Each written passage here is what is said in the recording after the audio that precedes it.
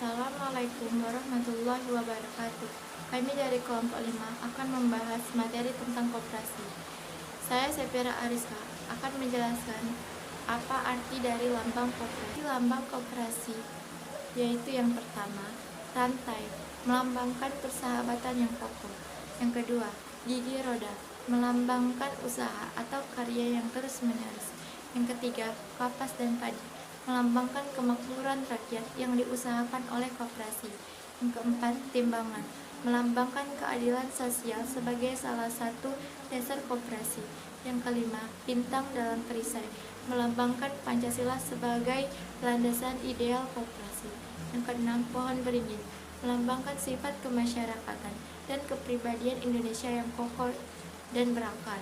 Yang ketujuh, tulisan Koperasi Indonesia, melambangkan kepribadian Koperasi Rakyat Indonesia. Yang kedelapan, warna merah dan putih, melambangkan sifat nasional Indonesia. Yang kesembilan, perorangan, yaitu orang yang secara sukarela menjadi anggota koperasi. Adapun Bapak Koperasi Indonesia yaitu Muhammad Hatta. Sejarah diangkatnya Muhammad Hatta sebagai Bapak Koperasi Indonesia dimulai pada 17 Juli 1953 saat Kongres Koperasi Indonesia di Bandung, Jawa Barat. Adapun lambang koperasi baru yang memiliki arti gambar dan penjelasan lambang. Lambang koperasi berbentuk gambar bunga yang memberi kesan akan perkembangan dan kemajuan terhadap perkoperasian Indonesia, mengandung makna bahwa koperasi Indonesia harus berkembang, cemerlang, berwawasan, variatif, inovatif, serta produktif dalam kegiatannya empat sudut pandang, melambangkan arah mata angin. Yang ketiga, lambang koperasi Indonesia dalam bentuk teks koperasi memberi kesan dinamis dan modern. Yang keempat, lambang koperasi Indonesia berwarna pastel memberi kesan kalem sekaligus berwibawa. Membahas mengenai sekilas sejarah koperasi di Indonesia. Koperasi di Indonesia ada sejak abad ke-20. Diawali dengan dimulainya dari hasil usaha kecil yang secara spontan dilakukan oleh rakyat kecil biasa. Tahun 1986. Ide-ide perkoperasian di Indonesia telah diperkenalkan oleh R.A. Arya Wiratmadja tahun 1908. Dr. Sutomo pun ikut mengembangkan perkoperasian di Indonesia dengan mendirikan Budi Utomo. Tahun 1915, mulai adanya beberapa peraturan sebagai kebijakan tentang perkoperasian di Indonesia. Tahun 1929, didirikan Partai Nasional Indonesia. Tahun 1942, setelah Belanda menyingkir dari Indonesia, Jepang mulai menjajah Indonesia hingga mendirikan koperasi di Indonesia dengan Koperasi Kumiai. Tahun 1947 atau Kongres pertama. Pada tanggal 12 Juli 1947, setelah menggapai kemerdekaan dari Indonesia dan merebut kekuasaan dari tangan Jepang, Gerakan Perkoperasian di Indonesia telah mengadakan Kongres Koperasi yang pertama kalinya. Tahun 1953, Kongres kedua.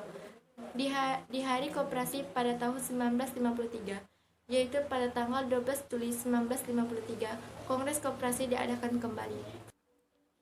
Sehingga dapat dikatakan bahwa koperasi merupakan suatu gerakan bidang ekonomi rakyat, sumber daya ekonomi para anggotanya. Yang pertama yaitu asas koperasi. Asas koperasi disebut juga dengan dasar atau sesuatu yang menjadi tumpuan berpikir. Menurut Undang-Undang Nomor 25 Tahun 1992, asas-asas koperasi adalah sebagai berikut. Yang pertama, koperasi merupakan badan usaha. Yang kedua, koperasi adalah gerakan ekonomi rakyat. Yang ketiga, anggota koperasi adalah orang-orang atau badan hukum koperasi. Yang keempat, keanggotaan bersifat sukarela dan terbuka. Kelima, pengelolaan dilakukan secara demokrasi. Yang keenam, pembagian sisa hasil usaha dilakukan secara adil dengan jasa usaha masing-masing anggota. Yang ketujuh, pemberian balas jasa yang terbatas terhadap modal. Yang kedelapan, pendidikan perkoperasian. Yang kesembilan, kerjasama antar koperasi. Adapun tujuan koperasi, yaitu mensejahterakan anggota koperasi dan masyarakat sekitar, memperbaiki kehidupan para anggota dan masyarakat di bidang ekonomi, mewujudkan masyarakat adil, maju, dan makmur, membangun tatanan perekonomian nasional.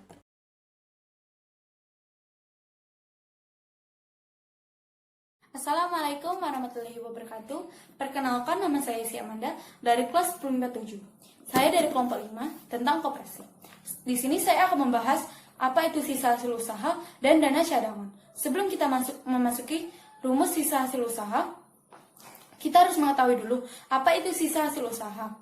Sisa hasil usaha atau yang biasa disebut SHU adalah selisih dari seluruh pemasukan atau penerimaan total dengan biaya-biaya atau biaya total dalam satu tahun buku. Menurut Undang-Undang Nomor 25 Tahun 1992 tentang Perkoperasian Bab 9 Pasal 45 adalah sebagai berikut. SHU koperasi adalah pendapatan koperasi yang diperoleh dalam satu tahun buku dikurang dengan biaya, penyusutan, dan kewajiban lain, termasuk pajak dalam tahun buku yang bersangkutan. SHU setelah dikurangi dana cadangan dibagikan kepada anggota sebanding jasa usaha yang dilakukan oleh masing-masing anggota dengan koperasi, serta digunakan untuk keperluan pendidikan perkoperasian dan keperluan koperasi, sesuai dengan keputusan rapat anggota. Besarnya pemupukan modal dana cadangan ditetapkan dalam rapat anggota. Dengan mengacu pada pengertian di atas, dijelaskan bahwa ada hubungan linear antara transaksi usaha anggota dan koperasinya dalam perolehan SHU. Artinya, semakin besar transaksi anggota dengan koperasinya, maka semakin besar SHU yang akan diterima. Setelah pengertian, kedua adalah prinsip-prinsip SHU. Prinsip-prinsip pembagian SHU. 1. SHU yang dibagi adalah bersumber dari anggota. Kedua, SHU anggota adalah jasa dari modal dan transaksi usaha yang dilakukan anggota sendiri. 3. Pembagian SHU anggota dilakukan secara transparan. 4. SHU anggota dibayar secara tunai. Setelah prinsip-prinsip pembagian SHU, ketiga adalah rumus pembagian SHU. Di sini rumus pembagian SHU dibagi menjadi 3. Yang pertama, rumus jasa modal anggota. Kedua, rumus jasa penjualan. Ketiga, rumus jasa pinjaman. Baiklah, di sini kita memasuki contoh pembagian sisa hasil usaha. Di sini soalnya adalah seorang sebagai anggota salah satu koperasi memiliki dana sebesar 175.000 pada simpanan pokok dan wajibnya. Anggota tersebut kemudian berbelanja sebesar 187.500. Berapa pembagian SHU yang diterima oleh anggota tersebut? Langsung saja, yang pertama kita harus mencari jasa modal. Di sini 175.000 dibagi 35 juta dikali 2.400.000 sama dengan 12.000. Kedua, jasa usaha. 187.500 dibagi 250 juta dikali 3.600.000. Hasilnya lebih kurang 2.700.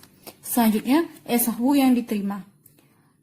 12.000 ditambah 2.700 sama dengan jasa modal ditambah jasa usaha. Hasilnya 14.700. Setelah kita membahas SHU, di sini kita akan membahas dana cadangan. Apa itu dana cadangan? Dana cadangan adalah sejumlah uang yang diperoleh dari penyisian sisa hasil usaha. Tujuan adanya dana cadangan adalah untuk memupuk modal sendiri dan untuk menutup kerugian koperasi bila diperlukan. Setelah kita membahas SHU dan dana cadangan, di sini saya akan menjelaskan keanggotaan koperasi. Anggota koperasi adalah pemilik dan sekaligus sebagai pengguna jasa modal atau jasa koperasi. Maju mundurnya koperasi dipengaruhi anggota. Koperasi dapat berkembang baik bila mana anggota dan pengurus merasa berkepentingan terhadap kemajuan koperasi. Adapun syarat-syarat sebagai anggota koperasi. 1. Warga negara Indonesia. 2. Mampu melakukan tindakan hukum. 3. Bersedia mematuhi anggaran dasar dan anggaran rumah tangga. 4. Bersedia mematuhi aturan-aturan yang berlaku. 5. Berkeinginan memajukan koperasi. 6. Tidak ada paksaan dari pihak lain. Setelah syarat-syarat, kita akan memasuki keanggotaan koperasi dapat berakhir apabila 1. Meninggal dunia. 2. Bertentangan dengan tujuan koperasi. 3. Mengundurkan diri. 4. selalu merugikan koperasi. 5. Diberhentikan oleh pengurus karena melanggar peraturan yang berlaku. Kewajiban anggota: 1. Mematuhi anggaran dasar dan anggaran rumah tangga. 2. Berpartisipasi dalam kegiatan usaha koperasi. 3. Membayar simpanan pokok dan simpanan wajib. 4. Memelihara dan mengembangkan kebersamaan atas asas kekeluargaan. 5. Mematuhi dan melaksanakan keputusan rapat anggota maupun rapat pengurus. Hak anggota: 1. Menghadiri, menyatakan pendapat, memberi suara dalam rapat anggota. 2. Memilih dan dipilih menjadi pengurus maupun pengawas. 3. Mengemukakan pendapat dan saran kepada pengurus. 4. Memanfaatkan koperasi dan pelayanan yang sama antara sesama anggota. 5. Mendapat keterangan mengenai perkembangan koperasi sesuai anggaran dasar.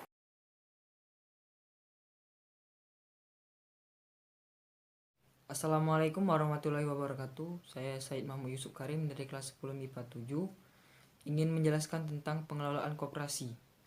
1. Peran koperasi. Keberadaan koperasi di Indonesia memiliki peran penting bagi setiap lembaga dan anggota yang menjalankannya. Salah satunya untuk membangun perekonomian. Berikut adalah beberapa peran koperasi dalam perekonomian Indonesia yang kamu harus ketahui, yaitu 1. Mengembangkan kegiatan usaha masyarakat.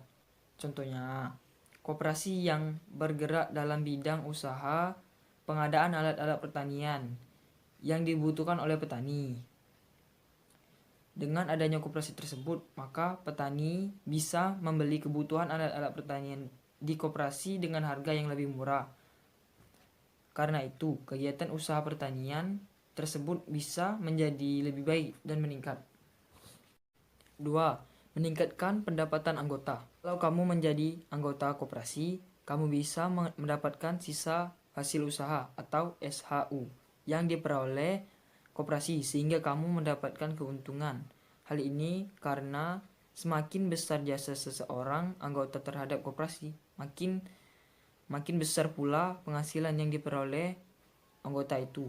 3. Mengurangi tingkat pengangguran. Kehadiran koperasi di Indonesia bisa diharapkan menolong nasib mereka yang membutuhkan pekerjaan. Karena dengan adanya koperasi dibutuhkan banyak pekerja untuk mengolah usahanya. Setiap anggota orang juga bisa belajar mengelola keuangan dan mendapatkan penghasilan setiap bulan dari pengelolaan koperasi ini. Pada dasarnya, koperasi memberi kesempatan kepada tenaga kerja dan menyerap sumber daya manusia, meningkatkan taraf hidup masyarakat. Kegiatan koperasi bisa meningkat penghasilan para anggota koperasi. Ini berarti peran koperasi bisa meningkatkan taraf hidup masyarakat dengan memperoleh penghasilan yang tinggi. Kemungkinan akan lebih mudah memenuhi kebutuhan yang beraneka ragam dan sebagai alat perjuangan ekonomi untuk bisa bersaing dengan badan usaha lainnya. 5. Turut mencerdaskan bangsa. Pendidikan tersebut antara lain diberikan dalam bentuk pelatihan, keterampilan, serta manajemen, bisnis, dan keuangan. Dengan begitu, peran koperasi dalam mencerdaskan kehidupan bangsa juga sangat terbukti dengan mengamalkan pengetahuan kepada anggota dan masyarakat sekitar. 6. Membangun tatanan perekonomian nasional. Koperasi sebagai salah satu urat nadi perekonomian bangsa dan dikembangkan oleh pemerintah. Perlu dikembangkan bersama kegiatan usaha lainnya. Dengan memperdayakan koperasi, berarti juga bisa memperdayakan masyarakat yang pada akhirnya akan mampu memperdayakan perekonomian nasional. Dengan begitu, peran koperasi dalam mencerdaskan kehidupan bangsa juga sangat terbukti dengan mengamalkan pengetahuan kepada anggota dan masyarakat sekitar. 6. Membangun tatanan perekonomian nasional. Koperasi sebagai salah satu urat nadi perekonomian bangsa dan dikembangkan oleh pemerintah. Perlu dikembangkan bersama kegiatan usaha lainnya. Dengan memperdayakan koperasi, berarti juga bisa memperdayakan masyarakat yang pada akhirnya akan mampu memperdayakan perekonomian nasional. Sekian, terima kasih.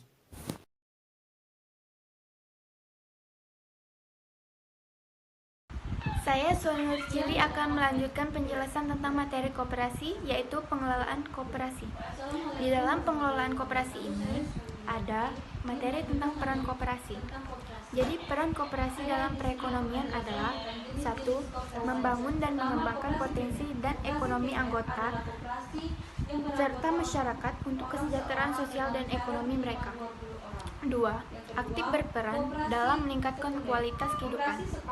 3. Memperkukuh ekonomi rakyat sebagai sakawuru dan dasar perekonomian nasional.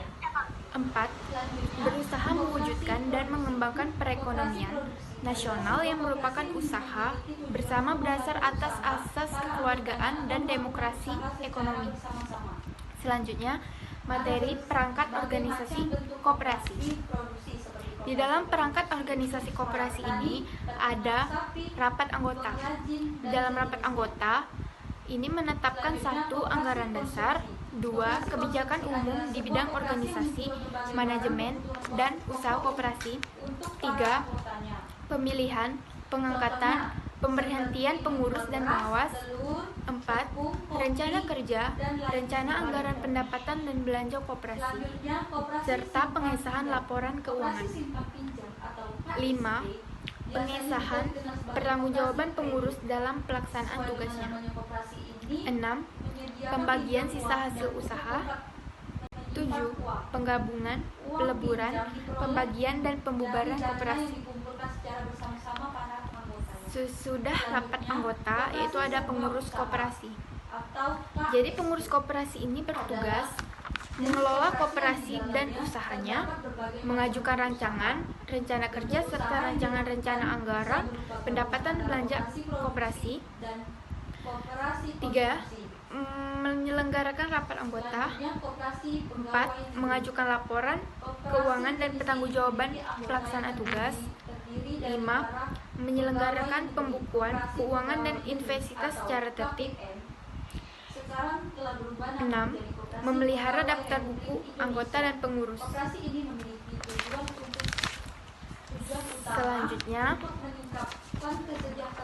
kewenangan dari pengurus yaitu 1. Mewakili koperasi di dalam dan di luar pengadilan. 2. Memutuskan penerimaan dan penolakan anggota baru serta pemberhentian anggota sesuai dengan ketentuan anggaran dasar. 3. Melakukan tindakan dan upaya bagi kepentingan dan kemanfaatan koperasi sesuai dengan tanggung jawabnya dan keputusan rapat anggota. Selanjutnya, yaitu tentang pengawas koperasi.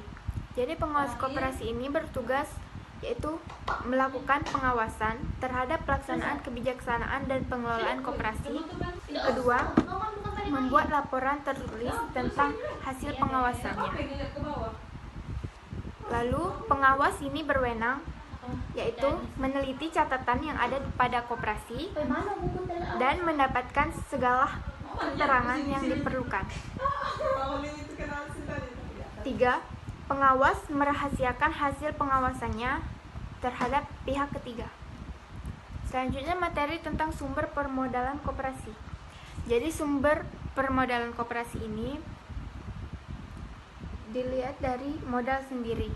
Modal sendiri ini berasal dari simpanan pokok, simpanan wajib, dana cadangan, dan hibah. Selanjutnya modal pinjaman berasal dari anggota, koperasi lainnya atau anggota lainnya, bank dan lembaga keuangan lainnya, penerbitan obligasi dan surat utang lainnya, dan sumber lain yang sah.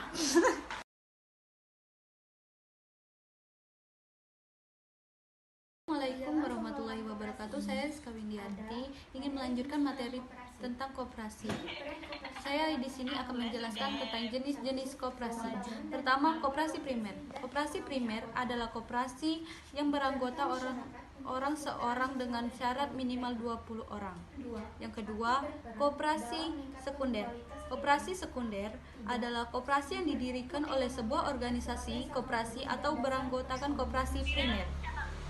Selanjutnya, koperasi produksi. Koperasi produksi adalah sebuah koperasi yang memiliki tujuan untuk membantu usaha para anggotanya atau melakukan usaha secara bersama-sama. Selanjutnya, Ada berbagai macam bentuk koperasi produksi seperti koperasi produksi untuk para petani, peternak sapi, pengrajin, dan sejenisnya. Selanjutnya, koperasi konsumsi. Koperasi konsumsi adalah sebuah koperasi yang menjual berbagai barang kebutuhan pokok untuk para anggotanya. Contohnya, seperti menjual beras, telur, tepung, kopi, dan lain sebagainya. Selanjutnya, koperasi simpan pinjam. Koperasi simpan pinjam atau KSP biasanya juga dikenal sebagai koperasi kredit. Sesuai dengan namanya, koperasi ini menyediakan pinjam uang dan untuk tempat menyimpan uang. Uang pinjam diperoleh dari dana yang dikumpulkan secara bersama-sama para anggotanya. Selanjutnya, uang pinjam diperoleh dari dana yang dikumpulkan secara bersama-sama para anggotanya. Selanjutnya, koperasi serba usaha atau KSU adalah jenis koperasi yang di dalamnya terdapat berbagai macam bentuk usaha. Bentuk usaha yang dilakukan bisa berupa gabungan antara koperasi produksi dan koperasi konsumsi. Selanjutnya, koperasi pegawai negeri. Koperasi jenis ini memiliki anggota yang terdiri dari para pegawai negeri. Koperasi pegawai negeri atau KPN sekarang telah berubah nama menjadi Koperasi Pegawai Republik Indonesia. Koperasi ini memiliki tujuan utama untuk meningkatkan kesejahteraan ekonomi para anggotanya. Setelah itu, koperasi pasar atau Koppas. Koperasi pasar adalah jenis koperasi yang anggotanya terdiri dari para pedagang pasar. Bentuk koperasi pasar dapat berupa koperasi simpan pinjam yang menyediakan pinjam modal bagi para pedagang.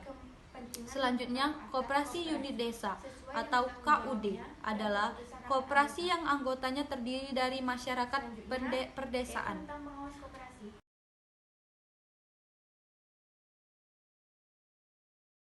Assalamualaikum warahmatullahi wabarakatuh. Saya Zila Amanda ingin melanjutkan materi sebelumnya, yaitu koperasi sekolah. Pengertian koperasi ada dua, yaitu koperasi sekolah sering disebut juga dengan koperasi siswa. Koperasi sekolah ialah koperasi yang di dalam keanggotaannya murid sekolah tersebut baik negeri ataupun swasta. Yang kedua, koperasi sekolah adalah koperasi yang beranggotakan siswa sekolah, yaitu pada jenjang pendidikan dasar dan pendidikan menengah atau pendidikan setara dengan itu yang didirikan berdasarkan keputusan Menteri, yaitu pada jenjang pendidikan dasar dan pendidikan menengah atau pendidikan setara dengan itu yang didirikan berdasarkan surat keputusan. Peran koperasi sekolah. Koperasi sekolah memiliki peran sebagai berikut. Yang pertama, koperasi sebagai sarana pendidikan dan praktik berkoperasi secara langsung dan mempelajari kewirausahaan. Yang kedua, memberikan latihan pada siswa agar memiliki jiwa mandiri dan sosial seperti watak koperasi. Yang ketiga, koperasi sekolah membantu pemerintah dalam mendidik generasi penerus yang akan berpartisipasi dalam pembangunan. Yang keempat, membantu penyediaan kebutuhan siswa, terutama kebutuhan sekolah seperti seragam, alat tulis, dan aturan lainnya. Yang kedua, prosedur pendirian koperasi. Yang kedua, prosedur pendirian koperasi. Yang pertama, persiapan. Persiapan awal yaitu mengandung pihak terkait seperti guru dan siswa untuk mempersiapkan jabatan yang harus ada dalam koperasi sekolah, keanggotaan dan usaha yang dijalankan. Yang kedua, rapat kepengurusan. Dalam menentukan pengurusan harus diadakan rapat yang diarahkan oleh pembina, yaitu guru. Kemudian mulailah menentukan susunan kepengurusan beserta tugas dan wewenangnya. Yang ketiga, rapat pelaksanaan. Menentukan modal awal koperasi, usaha yang dilakukan, dan bagaimana manajemen koperasi sekolah. Yang keempat, penyusunan anggaran dasar. Menyiapkan profil koperasi sekolah yang akan didirikan secara lengkap dan rinci beserta kepengurusan, keanggotaan, dan usaha yang dilakukan. Yang kelima, pengesahan. Mengajukan permohonan pada Departemen Koperasi tingkat daerah secara terstruktur.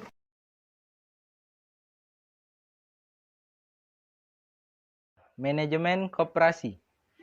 Manajemen adalah proses untuk mengatur sesuatu yang dilakukan oleh sekelompok atau organisasi untuk mencapai tujuan organisasi tersebut dengan cara bekerja sama memanfaatkan sumber daya yang dimiliki.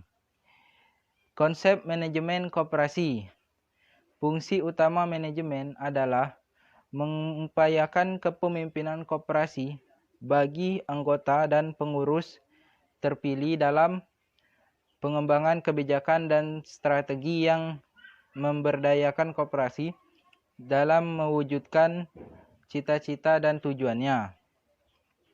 Proses manajemen di koperasi yang pertama yaitu perencanaan atau planning. Perencanaan atau planning ini merupakan fungsi paling utama yang harus dijalankan oleh pihak manajemen koperasi, pengurus, dan manajer di koperasi harus menyusun perencanaan penggunaan sumber daya manusia, modal, sarana, fisik, dan informasi yang dimiliki koperasi untuk mencapai tujuan koperasi yang telah disepakati oleh para anggotanya. Terus, langkah-langkah proses pelaksanaan yang dapat dilakukan. Yang pertama, pengurus bersama manajer menyusun rencana strategis dan taktis baik jangka panjang maupun jangka pendek. Yang kedua, pengurus meminta menyusun garis besar program operasional. Yang ketiga, manajer membuat anggaran untuk mencapai hasil yang diinginkan. Yang keempat, pengurus membuat rencana penerimaan dan belanja koperasi. Yang kedua, pengorganisasian atau organizing merupakan perancangan dan pemeliharaan sistem, peran atau proses pengaturan dan pengalokasian kerja, wewenang, dan sumber daya di kalangan anggota organisasi dalam upaya mencapai tujuan organisasi secara efektif dan efisien. Faktor penting dalam proses pengorganisasian di koperasi yaitu yang pertama, pembagian tugas atau division of work. Yang kedua, departementasi. Yang ketiga, rentan manajemen dan atau kendali, span of control yang terdiri dari A. Kompetensi dari pengurus, pengawas, dan pengelola, B. Kompetensi dari bawahan atau staf, C. Derajat variasi pekerjaan, D. Teknologi yang digunakan dalam organisasi. Pendelegasian wewenang, delegation of authority. Yang ketiga, actuating dan leadership merupakan suatu proses menggerakkan dan menjalankan organisasi agar orang-orang yang diberi tugas, wewenang, dan tanggung jawab dapat bekerja menjalankan tugas untuk mencapai organisasi yang telah ditetapkan. Fungsi penting. 1. Mengarahkan atau directing. Perintah, disiplin, dan partisipasi. 2. Komunikasi atau formal, informal, vertikal, horizontal. Terus pengawasan atau controlling. Adapun adalah suatu proses untuk menetapkan pekerjaan apa yang sudah dilaksanakan, menilainya dan mengoreksinya dengan maksud agar pelaksanaan pekerjaan sesuai dengan rencana yang telah ditetapkan. Jenis-jenis pengawasan, pengawasan preventif, pengawasan korektif. Terus tujuan dan output manajemen koperasi. Output koperasi sebagai perusahaan, output koperasi sebagai lembaga sosial ekonomi. Baik, itulah penjelasan dari kelompok kami tentang koperasi. Sekian, terima kasih.